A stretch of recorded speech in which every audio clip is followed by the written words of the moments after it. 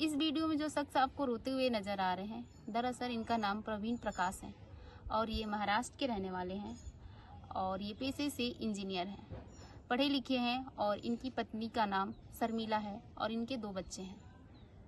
ये दोनों अपने बच्चों के साथ महाराष्ट्र में ही रहते हैं और दोनों हस्बैंड वाइफ जॉब करते रहते हैं। शादी के बाद 2 बच्चे होने के बाद इन दोनों की जिम्मेदारियां बढ़ जाती हैं, जिससे इनके पति अपनी पत्नी से बोलते हैं कि अभी आप नौकरी छोड़ दो, पैसा मैं कमा लूंगा, आप घर और बच्चे संभाल लो। जिसकी वजह से ये नौकरी छोड़ देती हैं और उन दोनों के बीच में अनबन बनी रहती है। कुछ टाइम जाने के बाद इनकी पत्नी अचानक से एक दिन अपने पति से बोलती हैं कि मुझे गार्डनिंग करना है अपने रूम के बाहर बालकनी में, तो आप मेरे लिए ईंट पत्थर वो जो भी लगता है दीवार के लिए वो सारी चीजें ला दीजिए और उसका एक पत्थर का स्लैब भी लाइएगा, जिससे मैं उसको ढक के ऊपर गार्डन करूंगी तो अच्छा लगेगा। तो वो जैसा जैसा करती है उनके पति वैसा ही करते हैं, उनके लिए जो जो चीजें मांगती है वो सब ला के देते हैं। और वो लाने के बाद वो क्या करती हैं, खुद से बालकनी में एक दीवार खड़ा करती है कब्र जैसा और बोलती है मैं इसमें गार्डनिंग करूंगी। तो उनके पति बोलते हैं कोई दिक्कत नहीं, आपको जैसा मन है वैसा करो। तो 30 जून के दिन सब दिन के जैसे ही वो नौकरी पे जाते हैं और नौकरी से जब वापस आते हैं तो अपने दोनों बच्चे को मायके भेज दी रहती हैं और उनको खाना वाना खिलाने के बाद उनको दूध ले जाती हैं। दूध ले जाते समय उनको दूध में नींद की 4-5 दवाइयाँ देती है। दरअसल उनकी बीवी बी फार्मा की रहती है, तो दवाई के बारे में उनको अच्छा नॉलेज होता है कि कितनी दवाइयाँ देने से वो बेहोश हो जाएंगे। तो वो दवाइयाँ देने के बाद उनको दूध में मिला के पिला देती हैं, जिससे वो प्रवीण प्रकाश बेहोश हो जाते हैं और बेहोश होने के बाद उनका बॉडी काम करना बंद कर देता है, जिससे बेहोशी की हालत में उनकी बीवी बेड से उनके ऊपर वार करती है।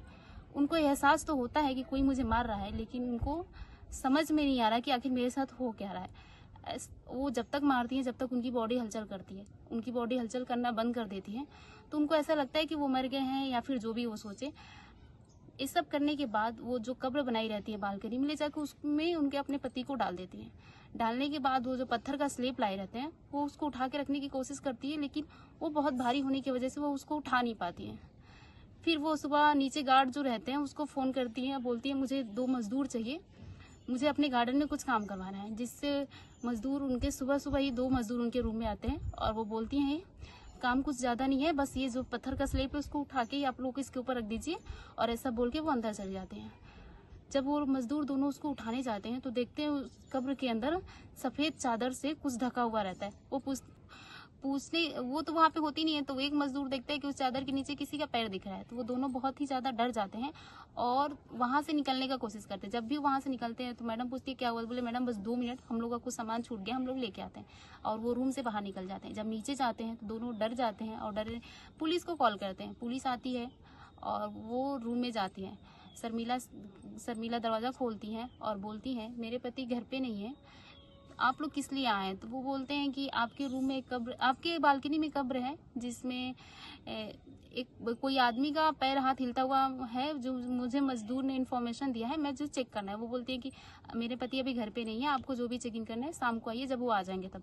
वैसा करके पुलिस को अंदर घुसने नहीं देती है और पुलिस चली जाती है। जब पुलिस नीचे जाते हैं तो वो जो मजदूर होते हैं उनसे फिर से अनुरोध करते हैं कि देखिए साहब उनके घर में कुछ प्रॉब्लम है और मुझे लग रहा है कि जो घर की मालकिन ने सारा उन्हीं का किया धरा है, तो आप एक बार जाइए अभी चेक इन कीजिए। तो उनके कहने पे पुलिस फिर से जाते हैं उनके दरवाजे पे और सीधे जबरदस्ती से उनके घर में घुस जाते हैं और डायरेक्टली वो बालकनी साइड ही जाते हैं और बालकनी में देखते हैं तो उस कब्र के अंदर कुछ नहीं रहता है।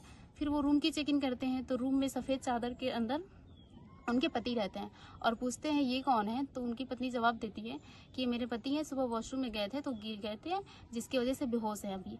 तो बोलते हैं अभी तो आपने बोला कि आपके पति जो हैं वो ड्यूटी गए हुए हैं, तो अभी आपके पति यहाँ पे कैसे आ गए। जब भी पुलिस को उन पे शक हुआ और उनके जो भी पति थे उनको हॉस्पिटल में जाके एडमिट कराए। 5 दिन के ट्रीटमेंट के बाद उनके पति होश में आए और सोशल मीडिया पे अपना बयान दिए कि हम दोनों का झगड़ा हो रहा था, लेकिन मेरी पत्नी ने मुझसे ही सारा सामान बना के मुझे जिंदा कब्र में गाड़ने का कोशिश किया। मुझे इतना उम्मीद नहीं था इनसे कि ये मेरे साथ ऐसा भी कर सकती है। लड़ाइयाँ होती रहती थी लेकिन मुझे कभी भी इतना उम्मीद नहीं था कि मेरे साथ इतनी हद तक गिर सकती, और ये ऐसा क्यों कर रही है मुझे समझ में नहीं आ रहा है। और आप लोगों का क्या राय है उनकी पत्नी शर्मिला के बारे में, प्लीज कमेंट में बताएं।